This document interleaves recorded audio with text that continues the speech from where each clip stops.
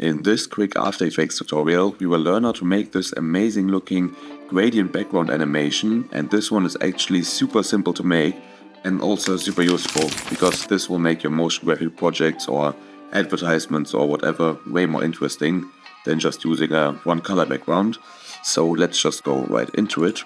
So I'll make a new composition and let's first of all add a new solid and just give it any kind of color, it doesn't really matter.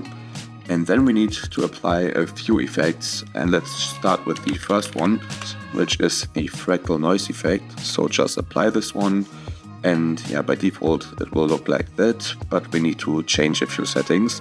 So let's increase the contrast to a really high value, like 1500 for example. And let's also maybe decrease the brightness a little bit. That should work good. Then we can also open up the transform settings. And yeah, increasing the scale is important. So let's put in 1000 here instead of 100. Yeah, this should work fine. And then we can also turn on the complexity to 1. And yeah, this already looks a bit better, as we can see, but it's still really strong. So yeah, we need some, basically we need some more effects to make the colors look nicer. And so that's why we are applying that tritone effect. So just put it on top of here. And now we have 3 settings and we basically want to put in our gradient in here.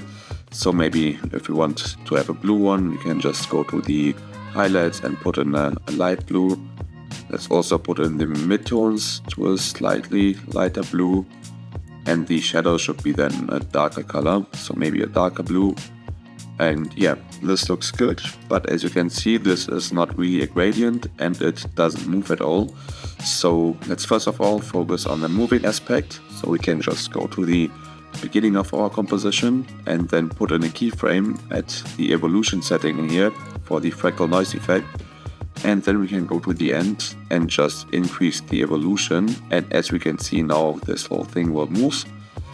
And this is just super cool, but still looks more like shapes and not like a gradient. And that's why we need to add one more effect, which is the Gaussian blur effect. And we can just apply it and again put in a really high number in here, like 1000 for example. And now we can see this is blurred a lot, so we have like a more smooth looking effect, and this just looks amazing. And yeah, that's it already, but just feel free to play with all of these settings in here. So for example, you could play with the brightness or the contrast or whatever. You really have a lot of options, so be creative and yeah, hopefully you enjoyed this one and see you next time.